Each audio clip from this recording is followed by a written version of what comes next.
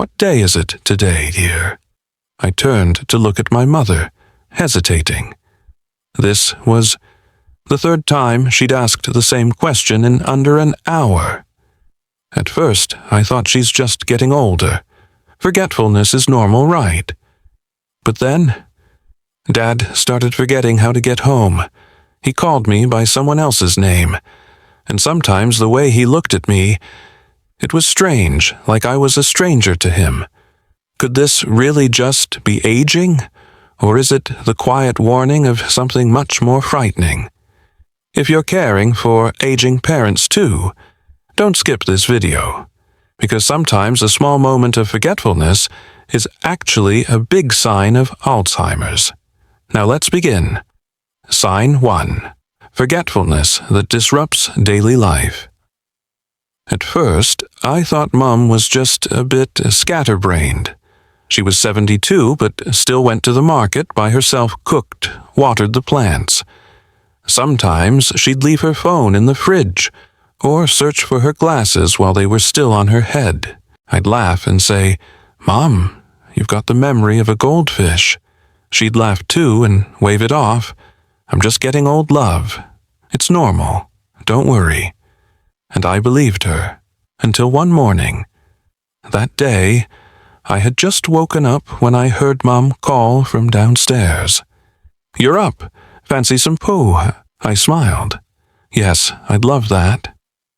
10 minutes later, while I was brushing my teeth, she knocked on my door. "Do you want pho? I was thinking of making some." I was a bit puzzled. "Mom, I just told you I did." She paused, then chuckled awkwardly. "Did you, I don't remember." That was when I started paying more attention. Things like that happened more and more. She'd ask the same question again and again, forget to turn off the stove, even put the toothpaste in the fridge once. But what truly frightened me was the day she got lost. That afternoon, I was working when my phone rang. It was Mom's number. Her voice was shaky. "Sweetheart, I'm near the fruit stall by the post office, but I can't remember how to get home." My heart dropped. "Mom, don't move. I'm coming right now." I rushed out the door, trying to outrun the fear inside me. When I arrived, she was sitting by the roadside, eyes red and watery like a lost child. I held her tight. She whispered, "I don't know what happened." My mind just went blank. I couldn't remember anything. According to the Alzheimer's Association, one of the earliest warning signs of Alzheimer's is forgetfulness that disrupts daily life. Unlike typical absent-mindedness, someone with Alzheimer's doesn't just forget their keys or a dish name. They might forget familiar routines, well-known places, or even close family members. A telltale sign is repeating the same question or story over and over, without realizing they've said it before. This is no longer about being tired or stressed. It's due to real damage happening inside the brain. From that day on, I began writing down everything Mum said, did, or forgot, like a diary of a memory slowly slipping away. When I finally took her to see a doctor, he looked at me gently and said, "She's showing early signs of Alzheimer's. Early detection is very valuable." I froze. So that old saying, "she's just getting old, everyone forgets things," was actually a dangerously misleading excuse. It was the reason we were nearly too late. Sign 2. Difficulty with planning or problem solving. After the day Mum got lost, I decided to pause my job for a while to stay home and care for her. I thought, as long as I'm here to remind her, everything will be okay. But soon I realized there are things that no amount of reminders can fix. One weekend morning, I was lying in bed reading when I smelled something burning from the kitchen. I rushed downstairs and found Mum standing helplessly in front of a pot, burnt completely black. "Mom, did you forget?" I yelled and instantly regretted my tone. She turned around, confused, her eyes blank. I was boiling eggs. I remember turning on the stove and then, she trailed off, looking at me like a child expecting to be scolded.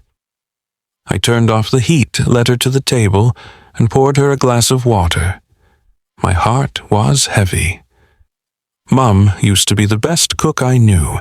Every dish she made was meticulous, perfectly timed, perfectly seasoned. But now, she couldn't remember the steps, couldn't manage the timing, and would forget what she was doing halfway through. Another day, I saw her holding a stack of bills, staring blankly. "Mom, are you trying to pay the electricity bill?" She nodded slowly. "Yes, but I can't remember if I've paid this one. And I don't know where I put my purse either." A few minutes later, she opened her notebook, then left it behind to look for her purse. But instead, she ended up watering the plants on the balcony. When I asked her what she was doing, she looked puzzled. She couldn't remember why she went outside at all. According to the Alzheimer's Association, trouble with planning and problem-solving is one of the early signs of Alzheimer's. People may struggle to follow a sequence of steps, manage time, or handle daily tasks, like cooking, paying bills, or keeping track of medication. Even activities they once mastered now seem confusing. They might abandon tasks halfway, or become disoriented when trying to multitask, things a healthy mind usually manages without much thought. I began handling Mum's payments for her. I posted a medication schedule on the wall with pictures to help her remember. Mum looked at it, then said softly, "I feel like I'm such a burden to you." I held her hand, swallowing the lump in my throat. "You're not a burden, Mum. I just want you to be well." But deep inside, I knew this wasn't just a cold or exhaustion. This was something slowly stealing her ability to manage her own life, bit by bit. Sign 3. Confusion with time and place. My mother used to be brilliant with dates. She could recite every relative's birthday and knew exactly which season to plant each vegetable in our garden. But now, time seems to drift around her like floating numbers. That day was my father's death anniversary. I had prepared the memorial meal and lit some incense. Then I called Mum downstairs. "Mum, come light incense for Dad." She looked at me surprised. "Is it Dad's memorial today? I thought that was next month." I froze for a second. "Today is the 12th of March, Mum. It's always this day every year." She lowered her head. "I'm sorry. I forgot. Lately, I don't even know what day of the week it is." I placed a hand gently on her shoulder. My heart grew heavy. The next afternoon, I took Mum for a walk in the park near our house, a place we'd walked together hundreds of times.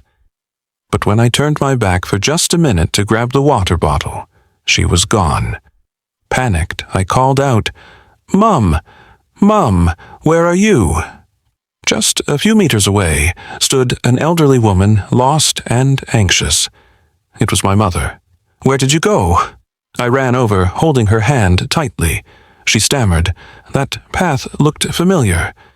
I thought it was the way home. But the more I walked, the more I didn't know where I was. She looked so confused, like a child, lost in a world she used to know. According to the Alzheimer's Association, people with Alzheimer's can lose their sense of time and place. They may not only forget dates, but also struggle to distinguish morning from evening, forget where they are, or even get lost in familiar surroundings. They might dress for the wrong season, wearing a winter coat in summer, or go outside in the middle of the night thinking it's morning. From that day on, I put a large calendar in Mum's room with the date, day, and month marked in different colors. I labeled the doors in the house Mum's room, my room, bathroom, exit. And on the front door, I stuck a note. "Before going outside, please call me." Mum read it and smiled. "Our house feels like a preschool now, doesn't it?" I smiled too, but my eyes burned. Yeah, as long as you still know how to get home. Because to me, the scariest part isn't that Mom might forget Dad's Memorial Day. It's the thought that one day she might forget where home is. Sign 4. Difficulty understanding. Visual images and spatial relationships. That afternoon, the sky was about to rain. I saw my mother standing in the yard holding an old worn-out pair of shoes. She stood silently staring at the steps as if pondering something deeply important. "Where are you going, Mom?" I asked. She turned around, eyes hesitant. "I was just going across the street to Mrs. Two's house to borrow some grapefruit leaves for a hair rinse." I looked toward the gate, then down at her feet. She was wearing mismatched slippers, and ahead of her were 3 steps. "Let me take you." "It's just for a moment. I can manage," she insisted. I followed behind. Just as she stepped down onto the first stair, she wobbled, lost her balance. I lunged forward, catching her by the shoulders before she fell. Her whole body trembled, her hands clinging to me tightly. That step. "Why is it so high? I thought it was just a little one," she said, still shaken. I looked again. Those familiar 3 steps hadn't changed a bit. That night, I saw Mom sitting in her room, staring at the wall calendar, not to check the date. "What are you reading, Mom?"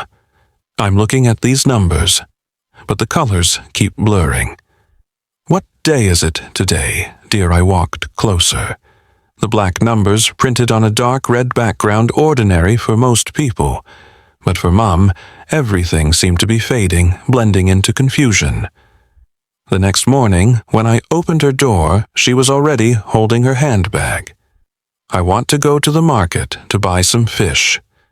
Haven't gone by myself in a long time."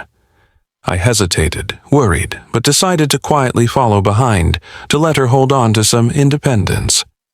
At the end of the alley, she turned left to correct direction, but when we reached the main street, she stopped, squinting, as if trying hard to see something. "Is the light green yet?" I was surprised. "It's red, Mom. Can't you see it? I see something yellowish, kind of glaring, and the cars keep moving. I can't tell the difference." I gently took her hand and led her across, my heart heavy with worry. According to the Alzheimer's Association, people with Alzheimer's may struggle with visual processing and spatial awareness, leading to difficulty judging distances, like misstepping stairs due to misjudging their height. Problems distinguishing colors and contrast, making it hard to read calendars, recognize traffic lights, or identify objects. Visual disorientation. They may lose the ability to interpret the relationship between images, space, and movement, which affects driving, walking, or even recognizing familiar faces. That night, I quietly put away the mismatched shoes Mom often wore by mistake. I replaced the wall calendar with one featuring large black numbers on a clear white background. I cleaned the bathroom mirror where Mom once panicked, thinking a strange woman was staring back at her. Mom sat at the table, a soft yellow lamp casting warm light across her weary face. I placed a bowl of hot, sweet potato soup in front of her. "Here, Mom, your favorite." She smiled, but her eyes drifted off for a few seconds before focusing on the bowl. "Thank you. What is this again?" I nodded without correcting her, just whispered silently in my heart. "As long as you're still here, Mom, even if you forget who I am, I will never forget who you are, the one who walked me through every step of my childhood." Sign 5. Struggling with speaking or writing. It was a bright spring afternoon, the sky clear and the sun gentle. I took Mom to visit my cousin's newborn, the first baby girl in our extended family. Mom had always loved children. On the way there, she kept mumbling, "What should I buy for the baby?" The thing you wear with little flowers." I offered, "Do you mean a onesie?" "Yes, that's it." That's what I meant. I just couldn't say it. I smiled faintly, but inside I felt a familiar worry creeping in, the way she'd stop mid-sentence rummaging through her memory, only to come up empty-handed. At my cousin's house, Mom beamed as she held the baby in her arms. Oh, how adorable, like a little cotton ball. Everyone laughed. But later, when the baby started crying, and my cousin asked Mom to grab the baby bottle from the table, she stood up, looked around, and seemed lost. Baby bottle? What's that again? My cousin thought she was joking and pointed playfully. There, Auntie, that white bottle. Mom walked over, picked it up, and murmured, "Ah, the tube for feeding." I heard her clearly. My heart sank a little. That evening, we sat on the balcony together, the wind sweeping through. Mom said, "Can you write down that dish for me? The one I used to make for your dad. The one with the nice smell, the yellow one." I asked, "Do you mean turmeric chicken stew?" She clapped softly. "Yes, that one. Write it down for me." Lately, I've been writing things and then not understanding what I wrote. I picked up her notebook. The most recent page was a recipe, but the handwriting was shaky with repeated words and incomplete phrases. Add a spoon of water, something. Then put in the powder, the yellow one. I gently closed the notebook, said nothing. According to the Alzheimer's Association, in the early stages of Alzheimer's, people often struggle to find the right words. They may pause mid-sentence, lose their train of thought and be unable to complete an idea, use unusual substitutions. For example, calling a watch, a time counter, a baby bottle, a feeding tube, or a motorbike, a chair with wheels. In writing, they may lose the ability to structure sentences properly, repeat words, or produce incoherent passages, as if language itself is gradually slipping away. This isn't just getting old. It's a loss of language function caused by damage to areas of the brain responsible for communication. The next morning, while I was making tea, Mom walked out of her room holding a piece of paper. "Can you check if I wrote this right?" I took it from her. Scrawled across the page was a simple line, "I love you. Thank you for staying." I pulled her into my arms. My tears fell onto her hair. "I love you too, and I'll be here. Even when you forget the words, I'll still read them for you." Sign 6. Misplacing items and being unable to retrace steps. It had been raining gently all morning, making our little house feel dimmer and colder than usual. I was brewing some ginger tea when Mom walked out of her room, her face tense and confused. "Sweetheart, my wallet's gone. I left it right here." I set the kettle down and hurried over. "Do you remember where you last saw it?" "On my dressing table. I just took money out to pay the electricity bill this morning. Now, it's gone." She frantically rifled through the drawers, her eyes wide with panic. I quietly began checking around the house. By now, I was used to finding her glasses in the rice bin, the TV remote in the fruit basket, or her handkerchief under the pillow. Eventually, when I opened the fridge, I spotted the familiar leather wallet, neatly sitting beside a tub of yogurt.